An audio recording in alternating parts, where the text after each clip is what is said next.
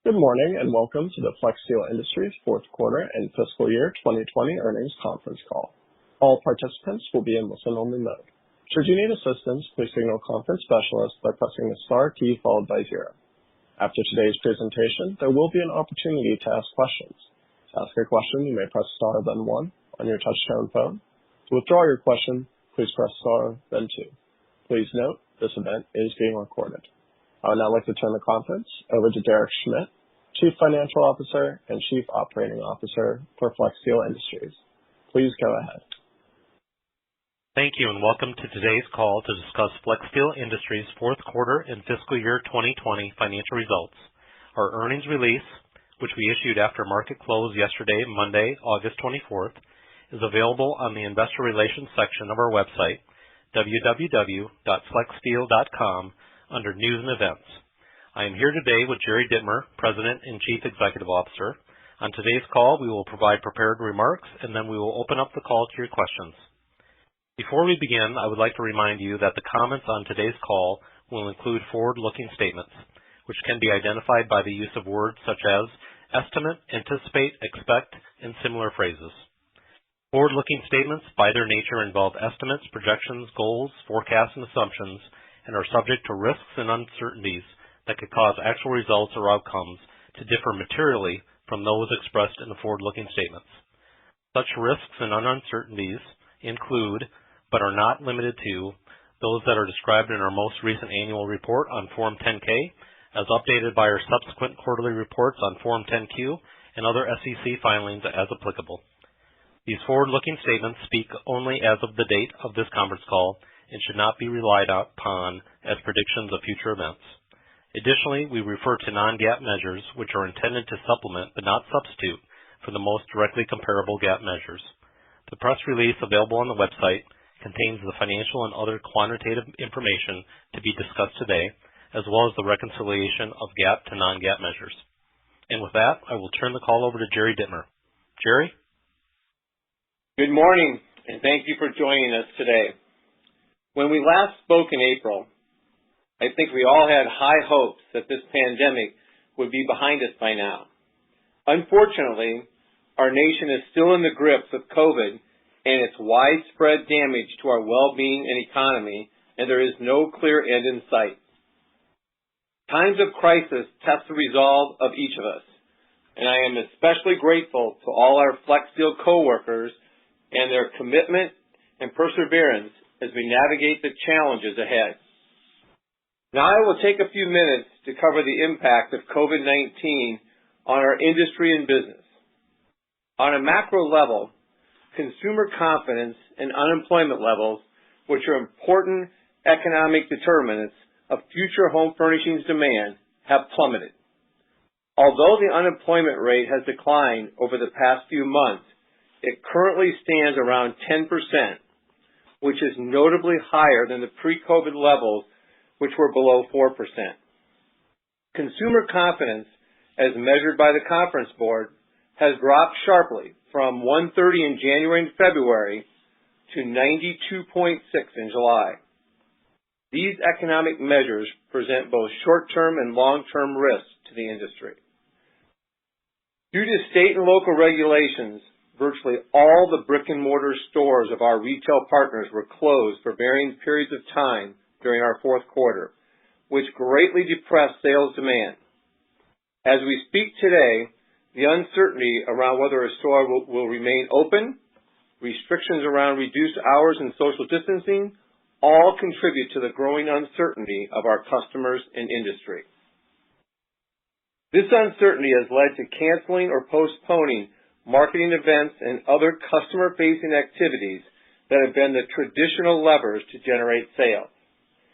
At the same time, country border shutdowns have posed challenges to our global suppliers and disrupted their available capacity.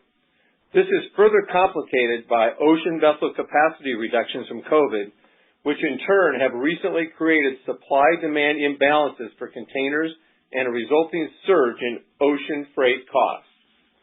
As the pandemic continues to spread beyond major metro areas, we have had several confirmed cases of COVID-19 over the past few months. that have required us to temporarily shut down some of our plants and distribution centers to execute CDC-recommended cleaning procedures.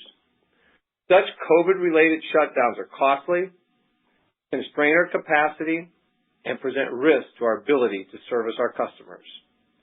On a positive note, despite all, consumer demand for furniture rebounded in June and July, but we still lack good visibility on whether or not these demand trends are sustainable. Our belief is that the recent pickup in sales was partially related to pent-up demand from shutdowns across late March through early June. We also feel the recent unprecedented government stimulus has buoyed demand near term. Once pent-up demand and government stimulus dissipate, we expect that demand will likely moderate, but to what degree is a major unknown.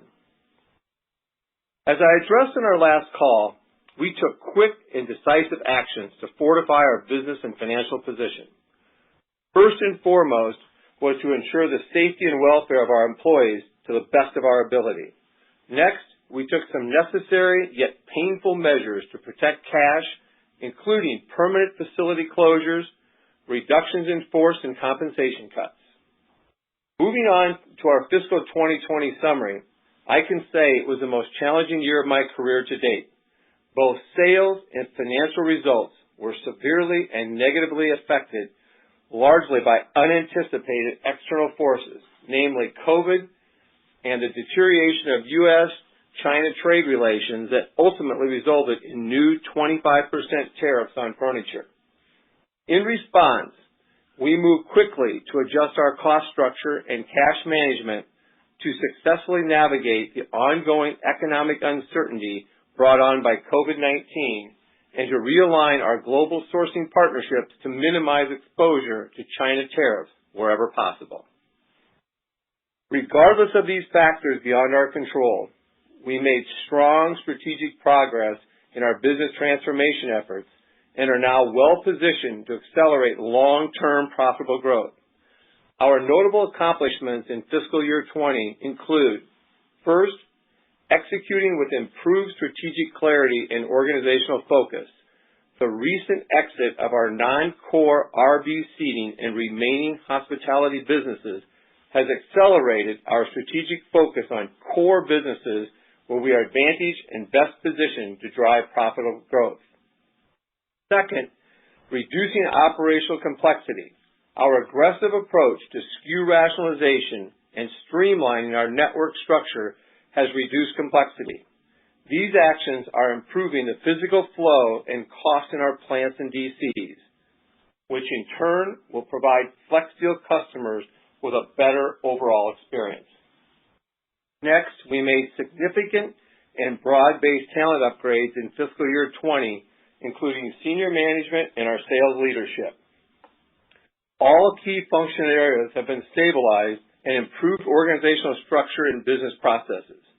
And we have instilled and deployed a deeper customer understanding across the business, which is driving market-backed decision-making throughout the company. The actions we took to substantially reduce structural costs now provide the company with a multi-year path to improve profitability on a lower sales base. Two significant areas of structural cost takeout include closing our Dubuque, Iowa, and Starkville, Mississippi manufacturing sites and exiting our Lancaster, Pennsylvania distribution center, which have greatly reduced fixed costs and simplified our network.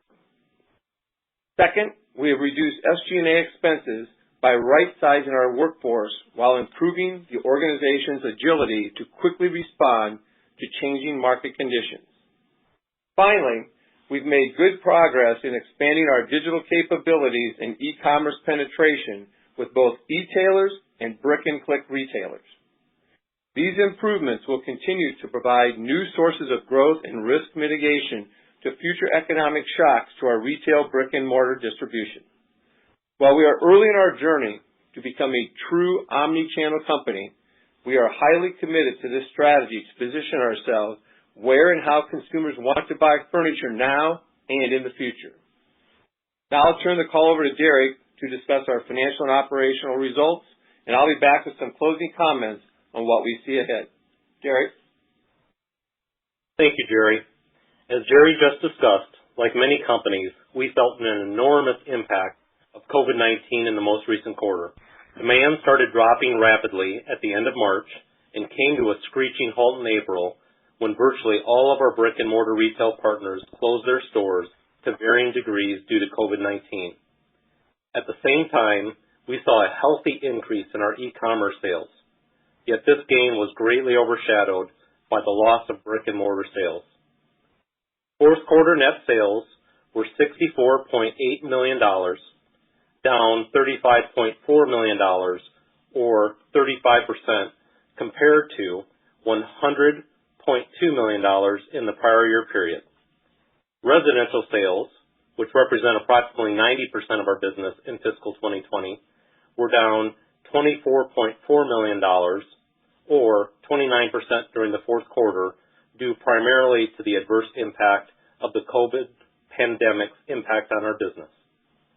Within residential, home furnishings products sold through retail stores were down $34 million, or 46%, while e-commerce sales were up $9.5 million, or 86%. On the contract front, total sales were $4.1 million, reflecting our decision to exit the non-core RV seating and remaining hospitality businesses. For fiscal year 2020, net sales declined 17% to $366.9 million versus sales of $443.6 million in fiscal 2019. The lower sales in fiscal 2020 were a function of higher China tariffs, the COVID-19 pandemic, and the exit of the RV seating and remaining hospitality businesses. The decline was partially offset by an increase in our ready-to-assemble furniture sold through e-commerce, which grew 35.7% year over year, primarily driven by increased demand. As retail stores began opening up around Memorial Day, we experienced a surge of sales related to pent-up consumer demand, which was sustained for several weeks in June. To give you some contextual perspective on the monthly sales momentum in the fourth quarter, April sales were 43% of prior year sales, May sales were 61% of prior year sales, June sales were 90% of prior year sales, and in July we were even with 100% of prior year sales. While July sales were encouraging, near-term sales demand remains highly variable and vulnerable to the uncertainty surrounding COVID-19. The variables include the potential return of full or partial store shutdowns, the continuation of enhanced employment benefits and other government stimulus programs intending to mitigate the impact of high unemployment, the potential worsening of U.S.-China relations, and the unknowns related to the upcoming presidential election. Our fourth quarter financial results were impacted by a multitude of factors, making it difficult to accurately parse what normalized earnings would have looked like given the number and magnitude of individual factors, including dramatic fixed cost volume deleverage due to the precipitous drop in sales from COVID-19 related store shutdowns. Second, sizable cost inefficiencies from quickly closing our plants and distribution centers during COVID-19 shutdowns, and then subsequently ramping operations back up. Third, one-time costs associated with the exit of the RV and remaining hospitality businesses and the closure of a DC. And fourth, one-time costs associated with our SKU rationalization efforts and the deep discounting required to sell those discontinued items. We reported a fiscal fourth quarter net loss of $25.7 million, or $3.23 per share.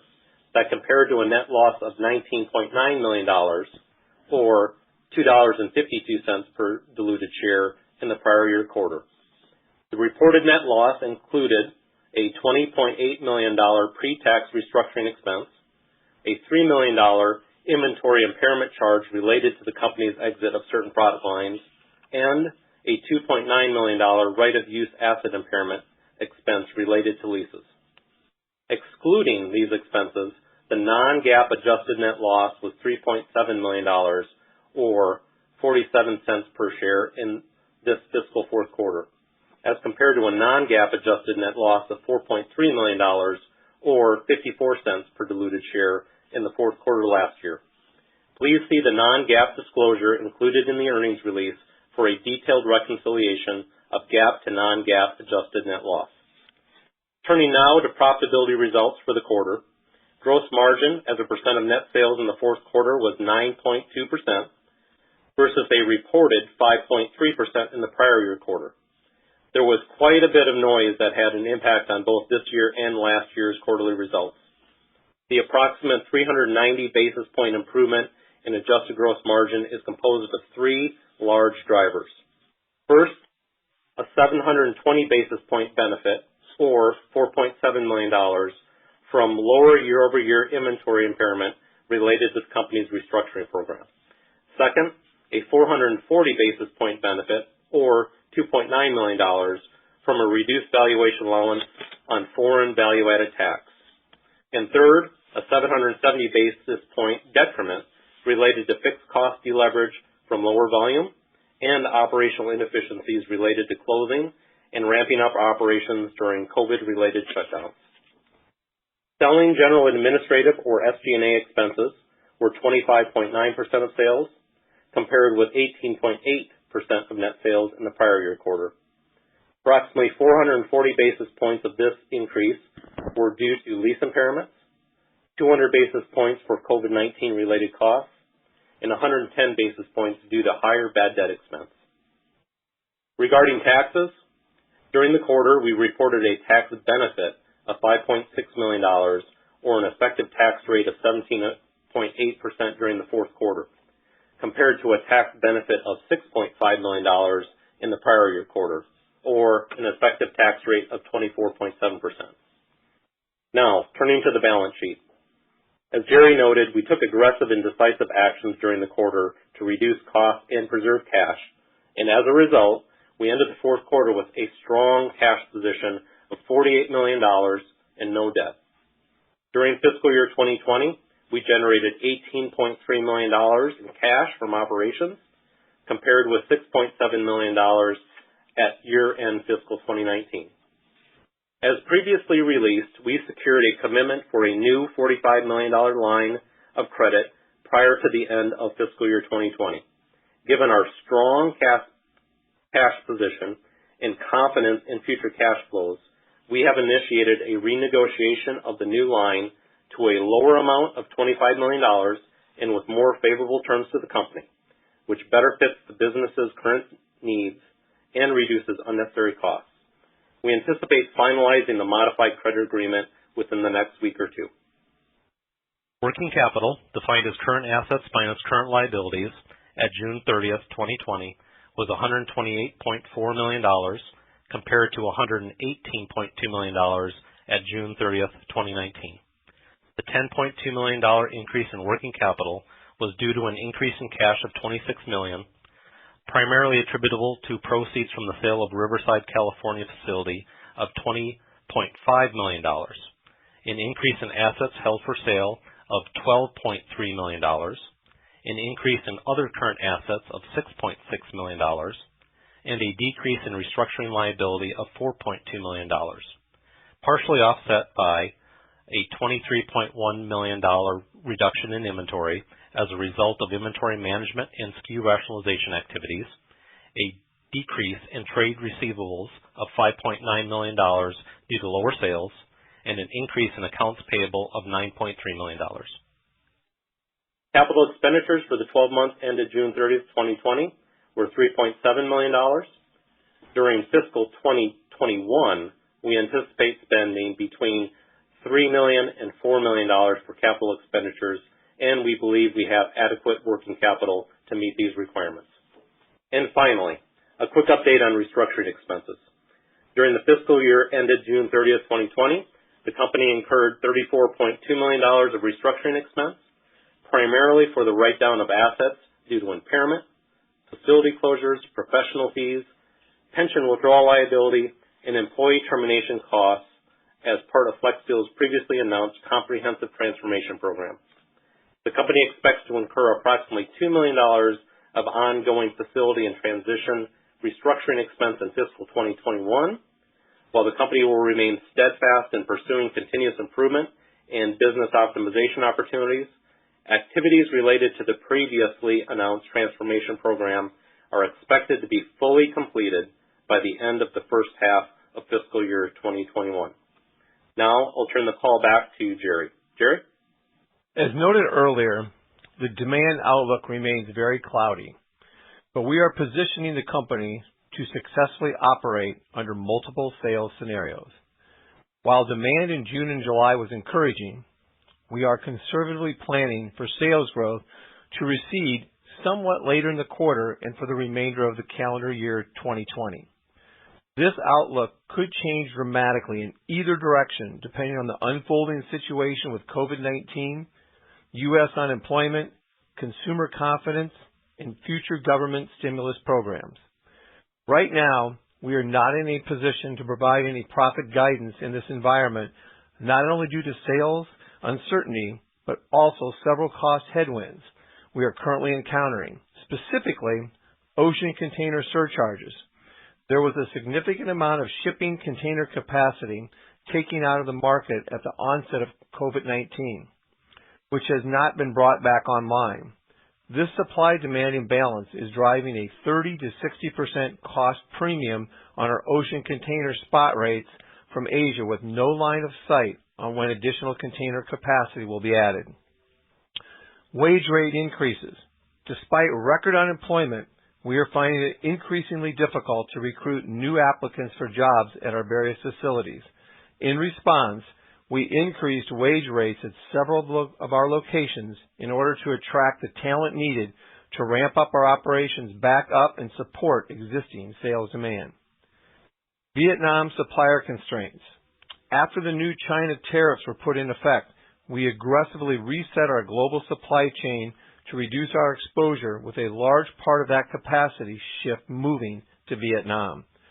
The ability of our Vietnam suppliers to quickly increase production capacity was highly dependent on bringing in workers from China and other countries outside of Vietnam.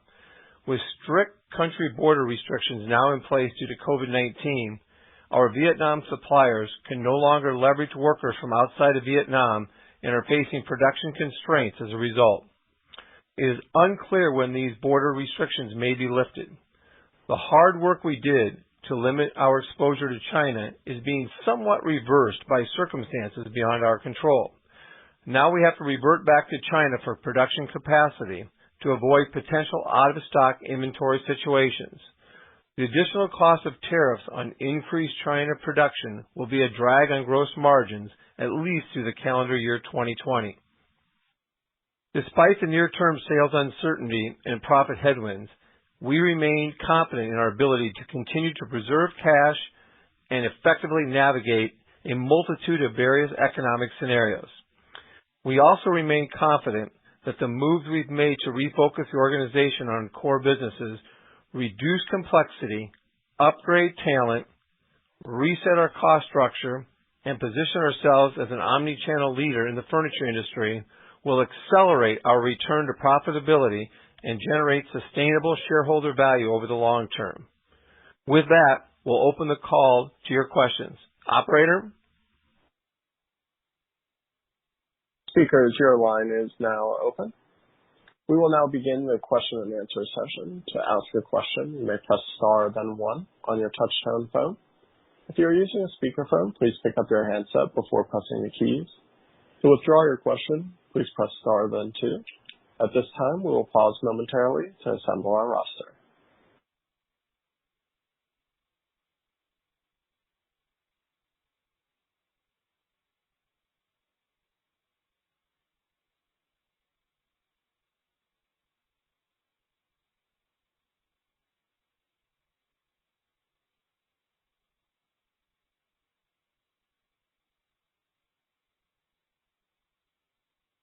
Our first question will come from David Rold with Portland. Please go ahead. Hey guys, thanks for taking the question. Would you be able to talk about August trends so far in the same kind of manner you discussed the July, June, and April commentary? Yeah, this is Jerry. Yeah. So we've seen kind of the same trend in August. The trends have been encouraging. The real questions are the same things we put out there. Until we know that everything's stabilized, we're not sure what's sustainable out there. Just because there was a lot of pent-up demand, and those trends have continued. So like I said, we're just going to have to wait and see what happens as we go forward here, because there's a lot of movement here with the elections coming up and a lot of other things. So we've been encouraged, but we're going to have to just wait and see if how much that was pent-up demand and how much of that was stimulus related versus true demand that'll continue on. Okay, so August flat versus last year, or is August up? August it's up from last year. Okay. Great, thank you.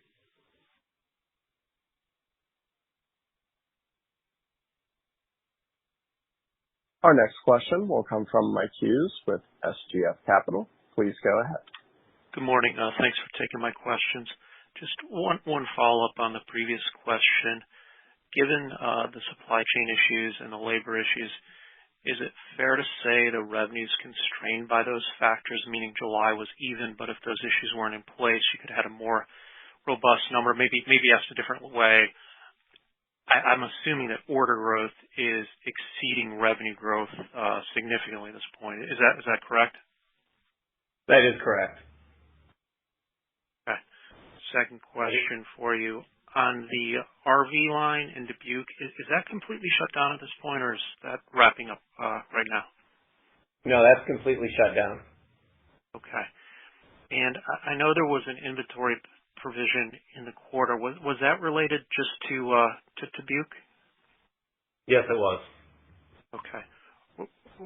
Just kind of on a plant level basis, did Dubuque, putting the inventory charge aside, did Dubuque lose money in the quarter? No, it actually, even though sales were relatively low, it was break even.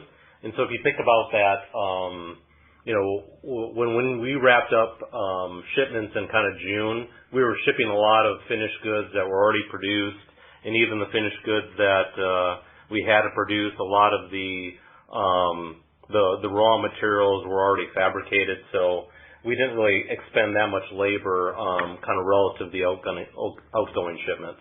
If it wasn't for that, though, I would have expected, that business to be in the red. Okay. And then the SG&A number, as reported, was $16.8 million.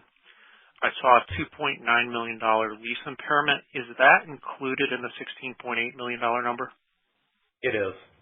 Okay. And the other thing that are noteworthy, I mean, if you wanted to normalize SG&A, we also had $1.3 million of COVID-related charges in that SG&A number, as well as an additional $900,000 for provision of bad debt. So those three items I would consider as kind of non-reoccurring or extraordinary. Okay. So if I normalize for what you just went over, that'd be quarterly SG&A of $12 million. Is that right? Roughly? Yeah, and we had a couple kind of one-time gains too that were amounted to a little less than $1 million. So add those back as well. Okay, so $13 million. So as we see sales pick back up, how do we think about that SG&A coming back in from the $13 million level? Yeah, I wouldn't. So we've been very aggressive in terms of taking structural costs out, not knowing, what the economic prospects look like in this type of environment. As I think sales stabilize and become more sustainable, I think we'll have to reinvest back some money in SG&A, but I think an appropriate kind of run rate would be in the kind of $15 million range, maybe plus or minus $1 million. Okay. And what are your thoughts on what's the revenue break-even point now?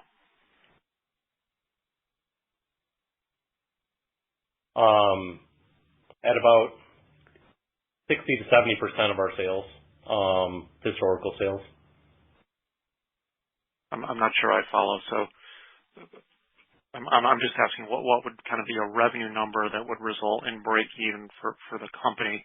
So are you saying if historically you were doing $100 million in a quarter, now it's $70 million is break even? I apologize. I would say on an annualized basis, around $350 million. 350 would be break even. Yes. Okay. And then just two more questions for you. What's contained in the $12.3 million assets held for sale, and how quickly can you monetize that number?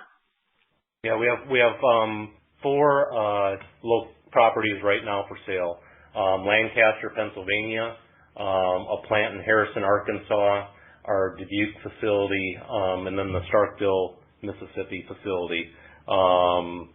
Lancaster right now is under contract. The other 3 all have potential interested parties. We're going to be patient with those sales and make sure that we get fair market value. What I would tell you that, what would be reasonable when it's all said and done, we'd expect somewhere between $18 and $23 million of cash in aggregate from those 4 locations.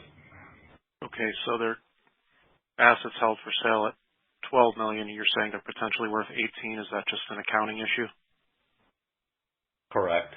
Okay, that's good. Again, it depends on market dynamics, but given where we've got them priced right now, I'm hopeful that we can sell them for more than what's on the books. Okay, that's terrific. Last one for you. The other asset line was $18.5 million versus $11.9 million a year ago. Is there a tax receivable number in there related to the tax changes that came about because of COVID? Yeah. Given the CARES Act, we were able to apply the loss back to previous years when we paid a 35% tax rate. What is the tax receivable amount?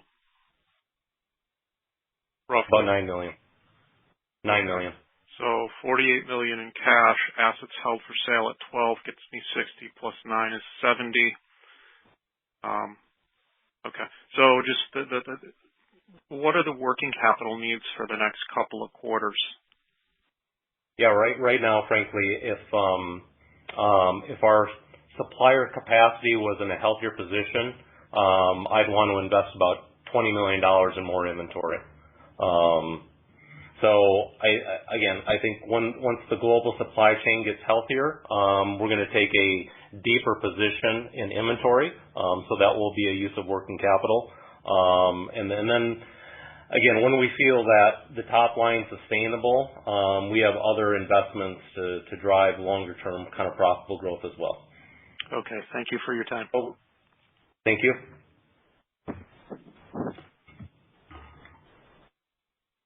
Our next question will come from John Dasher with Pinnacle. Please go ahead. Good morning, everyone. It looks like you've made solid progress this past fiscal year, and I'm just curious if you suggest that the restructuring is going to be complete by the end of this year, calendar year, December, the transformation. What needs to be done between now and then? What are the priorities between now and the end of the year? As it relates to the restructuring? Yes, and in general, yes. That's a good point.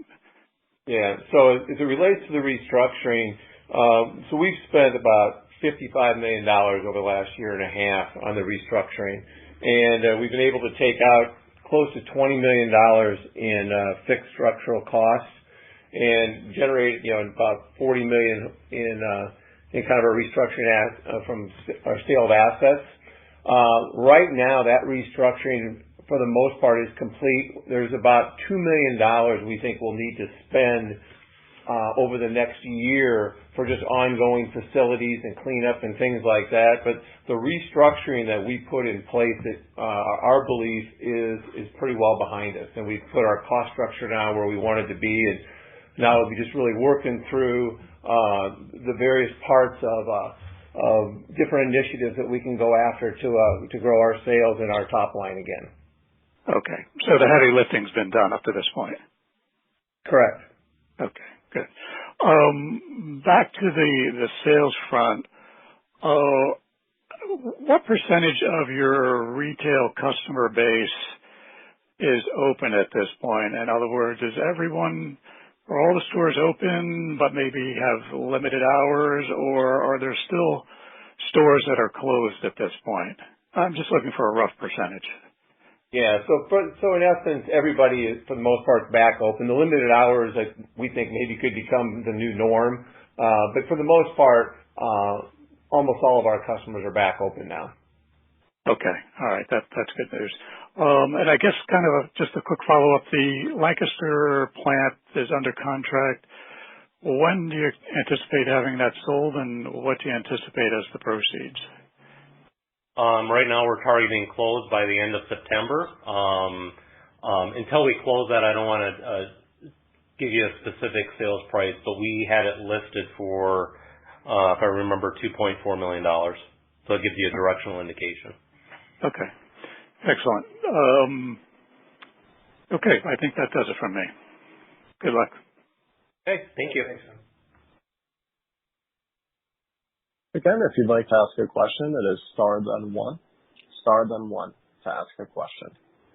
Our next question today will come from Jeff Gagan with Global Value Investment Corp. Please go ahead.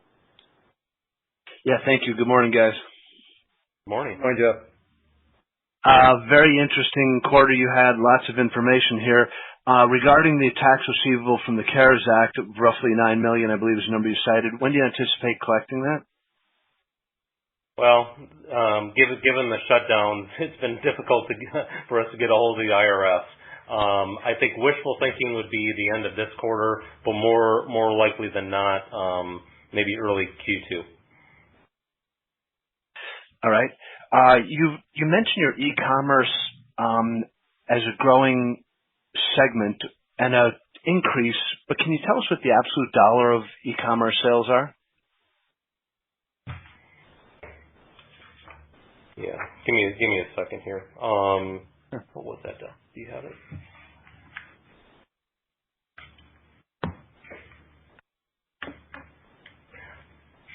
We're looking at number up. Do you have another question while we're looking that up? Yeah, of course. On your cash flow statement, you showed for the year 1.5 million of stock purchases. My recollection is all of that occurred in your fiscal Q4. You cite a buyback approval by the board of $8 million. Is that in addition or inclusive of the 1.5 million? That would be in addition to the previous authorization of $6 million.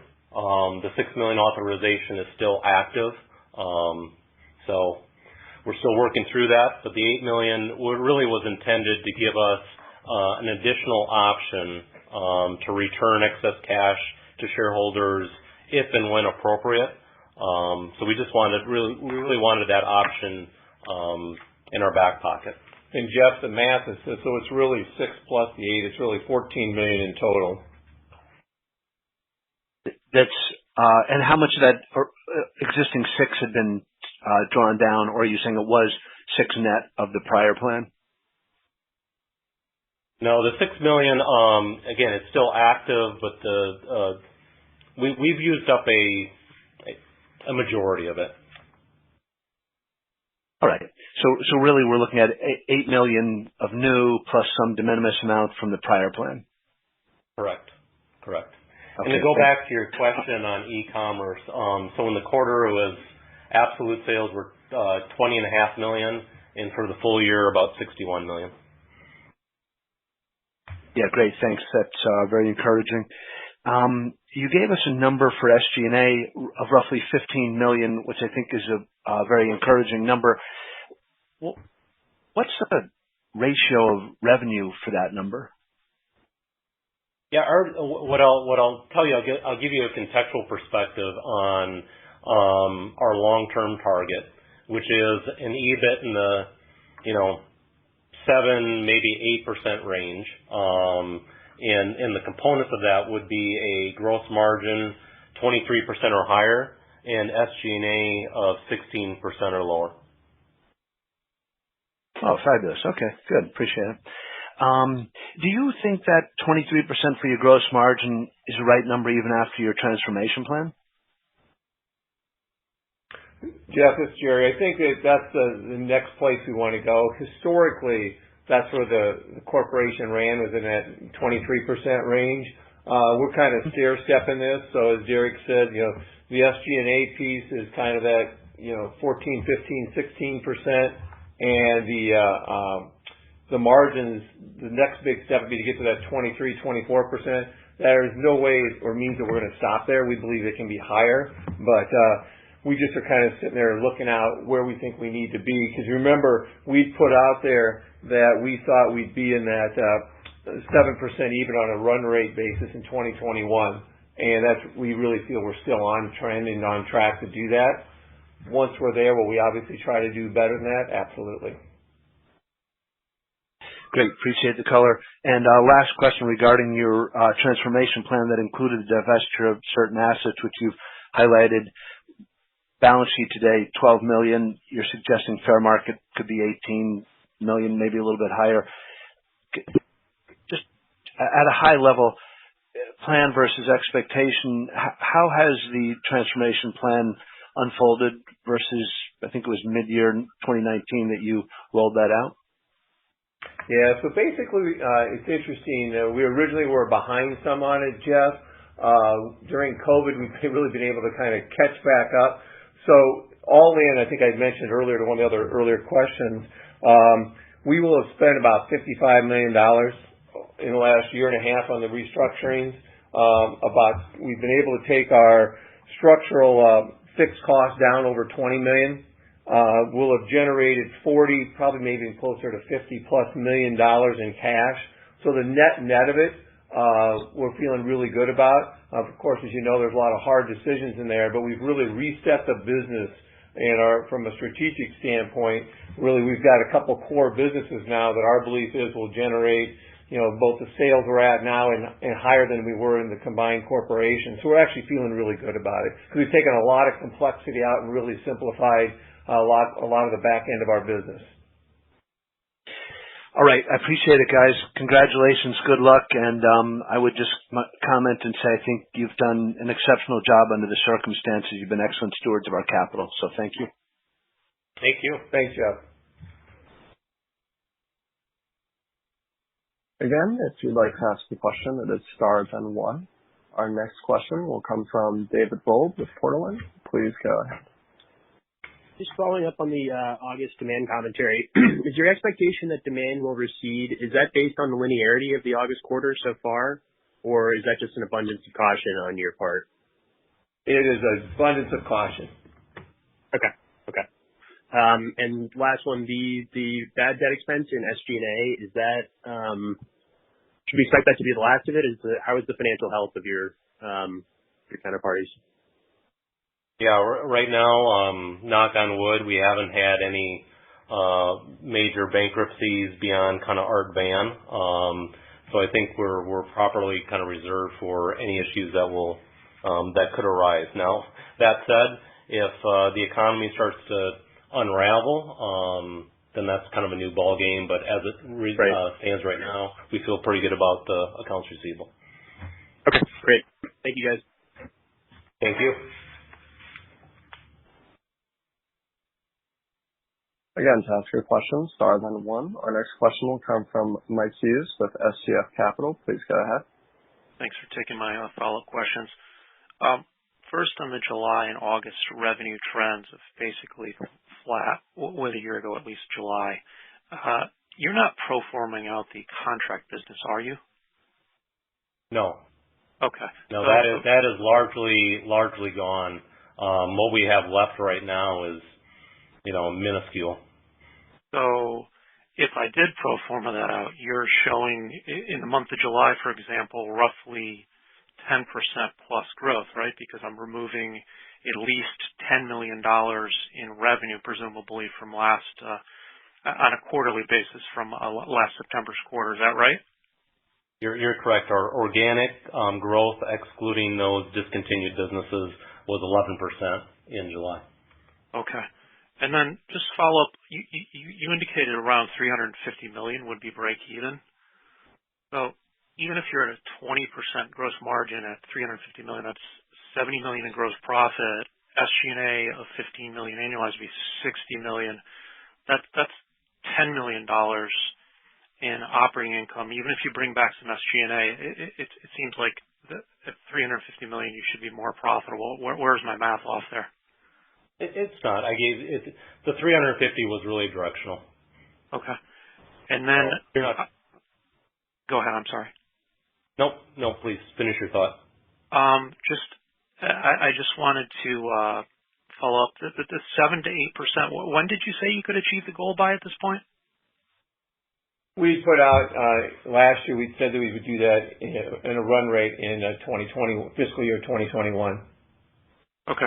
So you still think by the third or fourth quarter of the current fiscal year, meaning March or June 21, you could be at 7 to 8% EBIT margins? At this point in time, with not seeing all the things that could happen to us, yes, that's still the plan to try to do that. Okay. Last question for you. You know, you talked about the higher shipping costs, the higher labor costs. I think that's kind of an industry-wide issue. One, do you agree with that, meaning you're not at a competitive disadvantage because of that? And two, given everyone faces those costs, have you pushed on pricing? Yeah. So in terms of whether we're at advantage, the answer is no. The container issue is universal across multiple industries, not just furniture. And with regard to pushing through the pricing, we have started to do that. Obviously, there's been some resistance and pushback from the channel, but we're trying to pass through as much of that as we effectively can. And we're doing it as a surcharge, knowing that hopefully it's going to go up and down, and as it eliminates, we'll bring it back out. We've not done it as a true price increase. We've done it as a surcharge. Okay, terrific. Thank you very much. Thanks. Our next question will come from Jeff Gagan with Global Value Investment Corp. Please go ahead. Yeah, thanks. One quick follow-up, as long as we're talking about the shipping and so on. There was a move out of China to Vietnam and other Southeast Asian countries. I'm not sure if it went beyond Vietnam, but what ratio of your business today is coming from offshore, albeit Asia or otherwise, and how much of that is actually coming out of China? Yeah, I would say in terms of our total sales, roughly about 60% is sourced. And what I tell you, before, last month, our China exposure was down below 15%. So as Jerry kind of alluded to, we're going to have to revert back to China production at least for the remainder of the calendar year. But then we expect our suppliers in Vietnam to be in a better position to ramp up their capacity so that we can quickly ship that back to Vietnam. And we are looking at we do have a plan to more broadly diversify our global supply chain, whether that be with Eastern Europe or Mexico, so that we can reduce our overall exposure to Asia as well. And the product you're bringing in from China continues to have a 25% import tariff? Correct. So it will be, that move back to China will be a short-term drag on margins. Got it. Great. All right. Thank you for the follow-up. Thanks. This will conclude our question and answer session. I would like to turn it back to Jerry Dittmer for any closing remarks.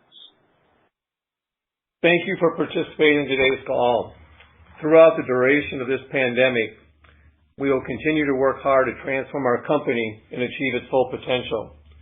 We have a clear vision of where we want to go, and I'm confident in our team's ability to carry out our plans, even in the face of these daunting and unprecedented times. I appreciate your questions today, and please reach out if you have any additional ones. We are grateful for your continued support, and until next quarter, please stay safe, healthy, and sane. Again, thanks for your time today. The conference has now concluded. Thank you for attending today's presentation. You may now disconnect.